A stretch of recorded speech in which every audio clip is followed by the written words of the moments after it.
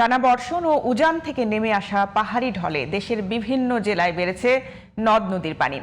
কোথাও জলাবদ্ধতায় জনদুর্ভোগ, কোথাও নদী ভাঙন ও ফসলের ক্ষয়ক্ষতি। একই সঙ্গে উত্তর পশ্চিম বঙ্গোপসাগরে লঘুচাপের প্রভাবে সমুদ্র বন্দরগুলোতে জারি করা হয়েছে ৩ নম্বর স্থানীয় সতর্ক সংকেত। প্রতিনিধিদের রিপোর্টে বিস্তারিত জানাচ্ছেন SKN রেশমা। কেসারেন শেকড় থেকে শিখরে। উত্তর পশ্চিম বঙ্গোপসাগরে সৃষ্ট লঘুচাপের প্রভাবে উত্তাল রয়েছে কুয়াকাটা সংলগ্ন বঙ্গোপসাগর। পায়রা, মংলা, চট্টগ্রাম ও কক্সবাজার সমুদ্র বন্দরকে ৩ নম্বর স্থানীয় সতর্ক সংকেত দেখিয়ে যেতে বলা হয়েছে। গভীর সাগর থেকে উপকূলে ফিরতে শুরু করেছেন হাজারো জেলে।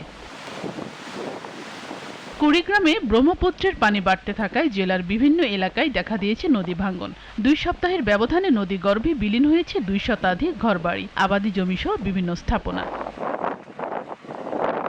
নওগাঁয় আত্রাই নদীর পানি বৃদ্ধির ফলে প্রায় ৪,৭৯০ হেক্টর জমির আমন, বীজতলা, আউশ, ভুট্টা, মরিচ, বেগুন ও পটল সহ বিভিন্ন ফসল পানিতে আক্রান্ত হয়েছে। সিরাজগঞ্জে যমুনা নদীর পানি বাড়লেও বিপদসীমার নিচে প্রবাহিত হচ্ছে। পরিস্থিতি মোকাবেলায় প্রশাসন নিয়েছে আগাম প্রস্তুতি। জেলায় শুকনো খাবার ও ত্রাণ সামগ্রী মজুদ রাখা হয়েছে বলে জানিয়েছেন জেলা প্রশাসন। গাইবান্ধায় তিস্তা ও করতোয়ার পানি কমলেও যমুনা, ব্রহ্মপুত্র ও ঘাঘট নদীর পানি বেড়েছে। এতে প্লাবিত হয়েছে ৩০৫ হেক্টর ফসলি জমি। পাশাপাশি সুন্দরগঞ্জ, ফুলছড়ি, সাঘাটা ও গোবিন্দগঞ্জে নদী ভাঙন অব্যাহত রয়েছে। টানা বৃষ্টিতে ভৈরব শহরের প্রধান সড়ক বঙ্গবন্ধু সরণি, কমলপুর নিউ টাউন, ঈদগাহ সড়ক ও পলতা কান্দা সহ বিভিন্ন এলাকায় হাঁটু সমান পানি জমে সৃষ্টি হয়েছে চরম জনদুর্ভোগ। বাসাবাড়িতে পানি ঢুকে দুর্ভোগে পড়েছেন বাসিন্দারা।